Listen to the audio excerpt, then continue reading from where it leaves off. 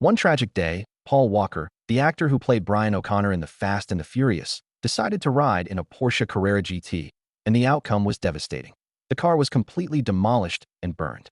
The news shocked the entire world, leaving thousands of fans heartbroken and a daughter without a father. Years later, she got married, and since her father could no longer walk her down the aisle, a close friend stepped in to do so in Paul's name, Vin Diesel. On screen, it's clear there was chemistry between the two, but in real life, their bond was even more remarkable. To understand their relationship, the story of his daughter, and everything Paul went through, it's important to look at his childhood, a life that began in September 1973 in Glendale, California. Paul was the eldest of 5 siblings and grew up surrounded by the warmth of a large family. His mother, Cheryl, had been a professional model before giving it all up to focus entirely on raising her family. His father, Paul William Walker III, worked as a sewer contractor, though he had also been an amateur boxer and became a 2-time Golden Gloves champion. Typically, in biographical documentaries, we only include the closest family members to frame the story, but in this case, we make an exception because, according to information available online, Paul's paternal grandfather also played a significant role.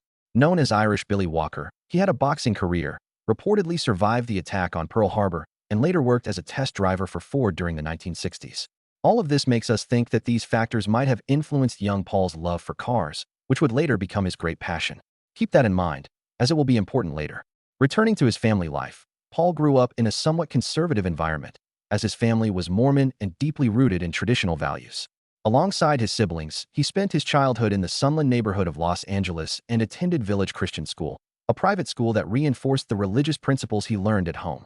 His mother, though fully dedicated to raising her children, never entirely let go of her love for the entertainment world and, for reasons that aren't entirely clear, decided to introduce Paul to that environment.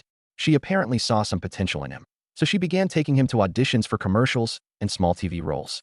From that moment, his face started becoming familiar on the small screen.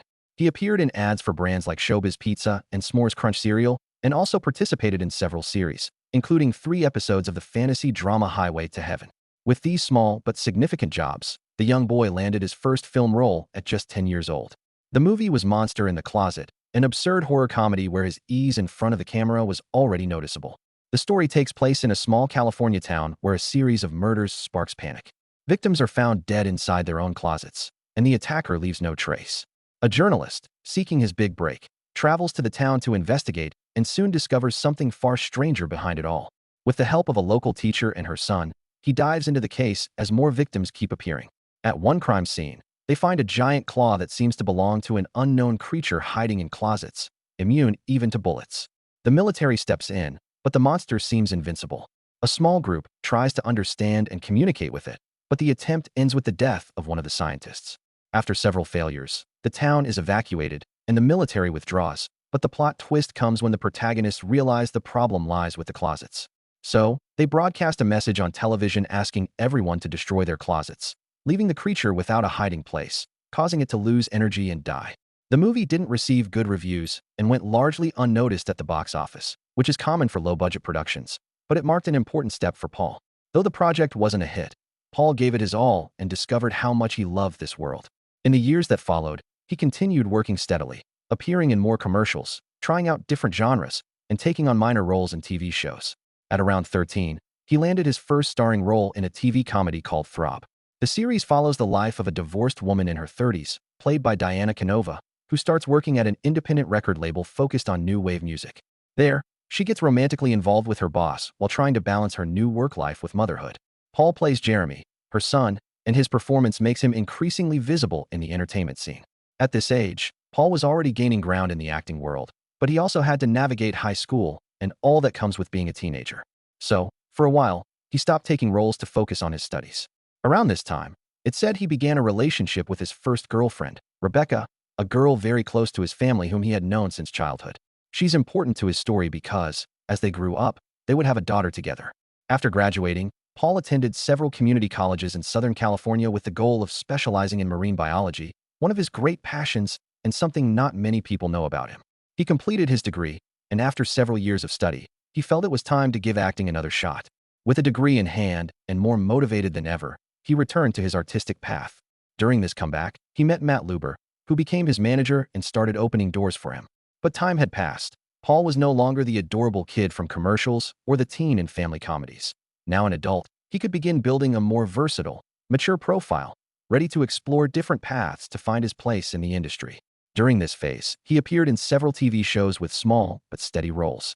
He participated in The Boys Are Back, the teen drama CBS School Break special, and the long-running soap opera The Young and the Restless, where he continued honing his on-screen presence. These jobs didn't make him famous overnight, but they restored the balance, discipline, and connection to the industry he'd had since he was young.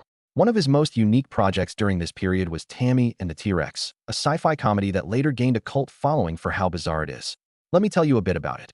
In this movie, Paul plays Michael, a high school student who is killed, and his brain ends up in the body of an animatronic Tyrannosaurus Rex due to a mad scientist's experiment. After this, the dinosaur escapes, seeks revenge on those who harmed him, and tries to reunite with his girlfriend, Tammy, played by a young Denise Richards. The movie didn't receive praise or attention upon its release. However, over the years, it became an icon of 90s kitsch cinema. These productions didn't turn him into a star overnight. In a way, it was like starting from scratch in an industry that had already seen him as a kid. Still, taking on those roles gave him a new opportunity, the chance to star in two projects that would be pivotal in his career and catapult him to stardom: Meet the Deedles and Pleasantville. Pleasantville is about two teenagers who are magically transported into an old black-and-white TV show depicting a perfect, orderly town. There, they must take on the roles of two characters in a world where everything is predictable, innocent, and completely controlled. But as they start introducing new ideas, emotions, knowledge, art, and desire, the world of the show begins to transform. Black and white gives way to color, books, fire, and even rain appear. Everything that didn't exist before starts taking shape. This awakening creates tension. Those clinging to the original order begin to persecute those who embrace change, leading to bans, censorship, and fear of free thought. Yet, little by little, the town inevitably transforms into a vibrant community full of nuances and contradictions. Although Paul isn't the lead, his character has significant moments, especially in scenes with Reese Witherspoon, and for the first time, he worked under the direction of a top-tier filmmaker. This shoot was also a technical milestone, as Pleasantville was the first film to use advanced digital technology to manipulate and edit colors on a large scale. Over 160,000 frames were scanned to create the visual effect where black and white coexist with color. Though the film didn't recoup its high budget at the box office, earning just under $50 million against a $60 million cost, it became a critical success, praised for its originality, visual style, and performances, including Paul's, which was recognized for the first time for his acting ability beyond his physical appearance. Another key role for Paul was in Meet the Deedles, a story about two teenage brothers accustomed to a comfortable, responsibility-free life who were sent by their father to a strict training program in a national park as punishment for their lack of discipline. However, upon arriving, a series of misunderstandings and accidents leads to them being mistaken for two expert naturalists expected at the park. This environment is completely different from what they knew, as their old life was full of surfing and ease. In this new place, they accidentally discover that a former park ranger is carrying out a plan to divert the park's geothermal energy to build his own resort. What starts as a story of carefree imposters turns into a mission to save an ecosystem and the park's reputation. With the help of a local animal and using everything they've learned, albeit in their own way, they manage to foil the plan, restore the natural balance, and earn the respect of those who once looked down on them. This was Paul's first starring role in a major production, which meant exposure, a large-scale shoot, and his first experience on a big red carpet. Pleasantville gave him credibility, Meet the Deedles visibility, and together, these two films pushed his career to a new level, becoming a serious actor who could handle comedy, drama, and complex stories. However, just as things seemed to be aligning professionally, a life-changing moment arrived. Rebecca, his girlfriend, was pregnant. The news came as a surprise just as his career was gaining momentum, with bigger projects and his name starting to resonate in the industry. Fatherhood came to him at around 25, amidst auditions, meetings, and shoots, with increasingly packed schedules and commitments that took him from place to place for months. Paul tried to handle this new personal milestone as best he could. In November 1998, Meadow Rain Walker was born, and for a while, Paul seemed to find some balance. He worked, traveled, and when possible, returned home to see her. But with growing recognition came increased exposure, and privacy started to become an issue. Rebecca, the baby's mother, decided to move to Hawaii, perhaps seeking a quieter, more stable environment away from the noise, which added a new challenge for Paul. Now, his career wasn't just a dream. It also had to provide for his daughter. So, between trips, shoots, and absences, he did what he could to be there for everything. though it wasn't always possible. The circumstances wore them down, and eventually, the couple decided it was best to part ways. As for their daughter, they agreed to share custody. Paul remained as present as possible in Meadow's life, supporting her financially and emotionally in every way he could. And while his personal and family life was complex, professionally, Paul continued to rack up successes. He received an offer for a movie centered on speed, gunfire, and adrenaline. But above all, this film made one thing clear: family matters most. Paul accepted, but while the project's details, the cast, script, and production were being finalized, he kept working on other things. He appeared in Varsity Blues, playing the star quarterback of a high school football team, and in She's All That, where he played the typical friend of the leading man in a teen comedy. The latter, despite mixed reviews, became a box office phenomenon, grossing over $100 million worldwide and later becoming a 90s classic. All of this positioned him higher and higher on a ladder that was about to take him straight to the top, thanks to a car movie you probably already know. However, if you look closely, up to this point, the roles he played were mostly in romantic comedies, the most commercial genre of the time. To avoid being typecast, Paul needed a role that would break him out of that mold, and that's when The Skulls came along. The story revolves around a secret university society inspired by myths surrounding real elite groups. In this hidden world, a student is recruited, believing that joining the organization will lead to instant success. But he soon discovers that everything that glitters comes at a cost, and belonging to that circle means giving up far more than he imagined. One of the central characters is the son of a powerful senator, raised under the constant pressure of family expectations. From the outside, he seems to have it all: power, influence, and prestige. But inside, he lives in his father's shadow, trapped in the need to prove he's worthy of taking his place. The story thus becomes an exploration of the cost of belonging to a structure where there's no room for weakness or freedom. The film didn't receive the warmest critical reception, accused of being exaggerated and even absurd at times. However, it was a commercial success, grossing more than double its budget at the box office, and, more importantly, allowed Paul to show he could go far beyond the stereotype of the handsome guy. After this release, Paul began filming the movie that would change his life forever, a role that seemed tailor-made for him: his part in The Fast and the Furious. As I mentioned earlier, Paul had a strong connection to cars since childhood, so perhaps that's why he didn't hesitate to accept when he read the script. This time, he was offered the role of Brian O'Connor, a young undercover FBI officer who infiltrates illegal street races to catch a gang of thieves led by Dominic Toretto, played by Vin Diesel. From the first day of filming, Paul gave it his all. In many scenes, he improvised technical details or suggested real mechanical modifications. It wasn't uncommon to see him excitedly talking with the stunt coordinators or staying after shooting just to get a closer look at the cars. The shoot was demanding and intense, but also emotional. A genuine bond formed with the rest of the cast, especially with Vin Diesel, with whom he developed a friendship that transcended the set. Both shared a love for social causes, a desire to protect their loved ones, and a way of living life with intensity. And, well, maybe if you've seen the later installments of The Fast and the Furious, you might think the saga is about missiles, nuclear threats, robots, explosions, cargo planes, and impossible jumps. But it wasn't always like that. Broadly speaking, the first movie is about a young man who infiltrates the world of street racing to investigate a series of truck robberies. It's a world of clandestine races, bets, enemies, allies, and, amidst all the illegality, glimpses of light, like the loyalty between characters. Brian's mission is to get close to the group that might be behind the crimes. Little by little, he earns their trust and becomes one of them. But the deeper he goes, the blurrier the lines between his mission and what he starts to feel for the people around him. The investigation forces him to lie and hide who he really is, but it also brings him closer to people who share his same passion, and he ends up forming strong bonds with them. But when everything blows up and the truth comes to light, Brian decides to do what his heart tells him is right and hands over the keys to his own car to Toretto so he can escape. Paul had been taking on increasingly complex roles, moving past the teen heartthrob phase. With The Fast and the Furious, he entered a new stage in his career. In fact, the director, Rob Cohen, said he chose Paul as his first option because he already knew the world of cars and had driving experience, making him a perfect fit for the story he wanted to tell. What I also find interesting is how the movie managed to capture a subculture that had existed for decades, especially in the United States and Japan. In case you didn't know, in the 70s and 80s, organized street races began popping up in Los Angeles among young people who modified their cars to race. But it was in the 90s when this scene exploded. At that time, tuning, the aesthetic and mechanical modification of cars, became a form of personal expression. People wanted to show who they were through their vehicles. The more unique, the better. That's why you started seeing Japanese cars like the Nissan Skyline, Toyota Supra, Mitsubishi Eclipse, or Honda Civic, all customized with spoilers, neon lights, custom exhausts, and glossy paint. Exactly the models featured in the movie.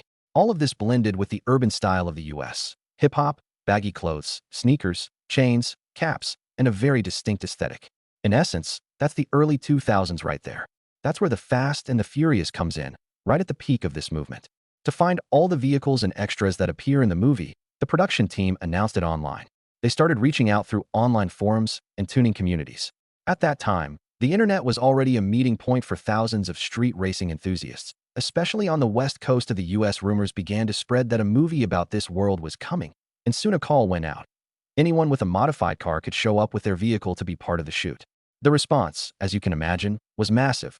Over 1,500 people showed up with their own cars, mostly modified Japanese models, Honda, Nissan, Toyota, Mitsubishi, all with the aesthetic that defined the tuning movement of the time. Many of those cars ended up in the big scenes, like the opening race or the nighttime gatherings with endless rows of vehicles. The best part? Their owners didn't just lend their cars. They also participated as extras, playing racers, spectators, and the entire community surrounding that world. So, there was no need to invent anything or buy modified cars. They just had to point the camera in the right place. To keep the budget low, when there were scenes where cars were destroyed, the team set up as many as 10 cameras to capture a single take from different angles. In 2001, the movie premiered, and the impact was immediate. The profit margin was insane. The film had an estimated budget of $38 million, but ended up grossing over $200 million worldwide. Audiences were captivated by the cast's chemistry, the adrenaline of the races, and Paul's charisma. During this period, Paul gave several interviews, and in many, he spoke excitedly about his character. But when he talked about cars, he transformed. His eyes lit up like a kid's. He'd name engines, models, and specs. In fact, off-camera, Paul was a true enthusiast. He collected cars, modified them, studied them, and even raced them. He even founded his own shop, called Always Evolving, and competed in events like the Red Line Time Attack. He loved cars so much that he co-founded AE Performance, a shop and car club dedicated to high-performance vehicles. Later, this same project allowed him to start his journey as a race car driver. During these years, his career remained active and diverse. He returned to the world of street racing with the sequel to The Fast and the Furious, where it became clear he was an essential part of the saga. He also explored other genres in his career. In Timeline, he traveled to the 14th century to rescue his father, trapped during an archaeological dig. The story blended action, sci-fi, and history, though, unfortunately, it didn't achieve the expected box office success. Later, he starred in Noel, a Christmas drama, and Into the Blue, an underwater adventure where he played a diver who, along with his partner, discovers the wreckage of a sunken plane carrying a shipment of drugs. This quickly turns into a threat when they get entangled in a dangerous drug trafficking network.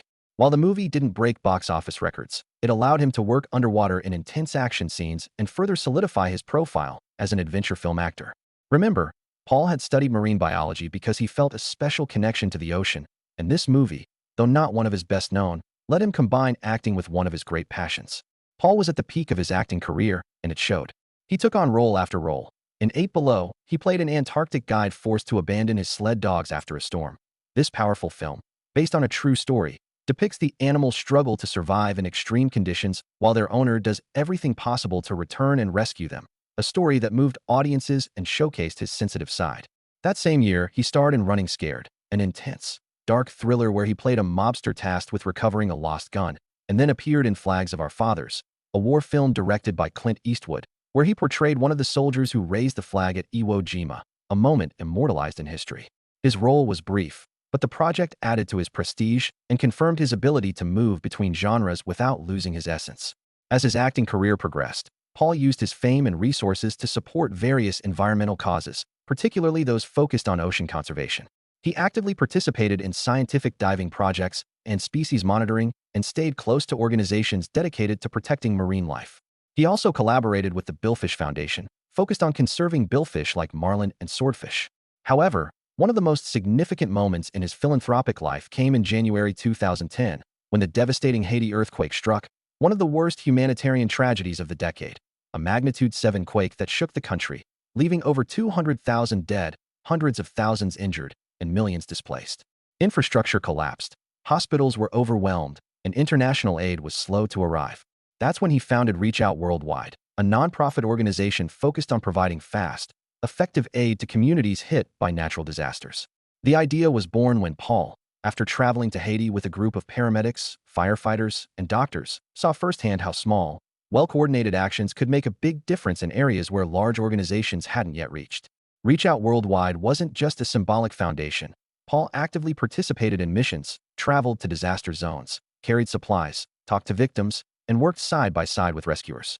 He didn't seek publicity or recognition. Many of the missions went unnoticed by the media, and he often funded them with his own money, without seeking donations or running visible campaigns.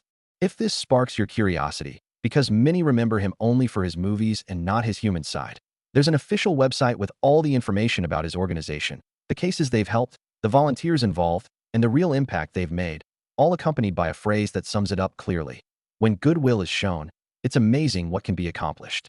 While dedicating himself to film and environmental activism, that same year, he also launched himself as a race car driver. He competed with a BMW M3 E92 in the Redline Time Attack series, where cars race against the clock to set the best time. He did it with his own team, AE Performance, and it wasn't just any endeavor. His car was backed by recognized brands like Brembo, Oleans, and Hankook. Paul kept up an unstoppable pace, taking on films that challenged him in different ways. First, he starred in The Death and Life of Bobby Z, where he played an ex-Marine who, to protect his family, must infiltrate the criminal world by posing as a notorious drug trafficker. Then, he dove into Hours, a psychological thriller where his character wakes up alone in a hospital after Hurricane Katrina and must do everything possible to keep his newborn daughter alive, who depends on a machine to survive. A tense, intimate, and emotional story. And just when it seemed he'd explored it all, he returned to the saga that launched him to fame. He went back to the racing world and that universe of engines, where he was no longer the infiltrator from the first film. Now, he was part of a family. He continued working on films like Fast 5, where the saga took a turn, moving from just a car story to one of action and heists, with a family of racers planning a big score in Rio de Janeiro. Then came Fast and Furious 6, with scenes in London, a global threat, and a more mature Brian. That same year, he also starred in Vehicle 19, where he played a tourist caught in a conspiracy in Johannesburg, and Pawn Shop Chronicles, a dark comedy with interconnected stories, a range of genres that showed that, while many associated him with speed, Paul always sought to try new things as an actor. Meanwhile, after years of not living with his daughter, she moved in with him in California during her teenage years. Paul then decided to be the father he couldn't be before. He reached his 40s with something many strive for, an apparent balance. After years of hard work, films, auditions, and endless shoots, he had fame, money, an established career, and, most importantly, a family. He spent much of his time at sea, sailing, diving, exploring, because the ocean was always his safe place. And his organization was active, growing, and helping. But, tragically, everything changed on November 30th, 2013, when Paul attended a charity event organized by his own foundation. Among all his vehicles, he decided to ride in his friend Roger Rodaz's Porsche Carrera GT, with his friend at the wheel. The event went well, but on their way back, just minutes after leaving, news arrived that changed everything. On the road, Paul and Roger lost control of the car and crashed into a light pole, where both lost their lives. The news stunned the world. Paul was a man who had grown and helped others, who found in philanthropy a way to use his fame for something greater than himself, who, in his final years, chose to be close to his daughter, the sea, and causes that truly mattered. The entire world mourned him. From movie fans to car enthusiasts, everyone found their way to pay tribute. Flowers piled up at the crash site, and social media was flooded with messages. His funeral wasn't held until December 14th due to investigations trying to clarify what happened, but the pain was felt from the very first moment. Later reports confirmed the car was traveling at roughly 93 miles per hour, 150 kilometers per hour, when it crashed. Then, the fire consumed everything. After his death, various theories began to circulate. Some claimed Paul was involved in filming a documentary about child trafficking with Nhechi, or even that he planned to expose crimes linked to the Clinton Foundation in Haiti. It was said these investigations might have put him in danger, but none of these claims have solid evidence. In Paul's absence, his daughter returned to live with her mother, while his castmates, especially Vin Diesel, made sure to keep his memory alive. At every award, event, and interview after the accident, they found ways to remember him. After his passing, Furious 7 was released, with the team deciding to finish the film in a symbolic way. To do so, they used CGI and the help of Paul's brothers to complete the remaining scenes. And the ending is unforgettable. Brian and Dom look at each other one last time from their cars, smile, and then each takes a different path. The song See You Again plays in the background, and without saying it directly, it's clear it's not just a farewell to the character, but a real, heartfelt goodbye to the person. Today, in 2025, Paul Walker's daughter has moved forward with her life, and one of the most powerful ways she honors her father is through the Paul Walker Foundation, an organization that carries his name and continues the charitable legacy he began. She's become an activist, model, and advocate for social awareness, using her platform to speak about sustainability, mental health, and climate justice. She participates in global campaigns and United Nations events.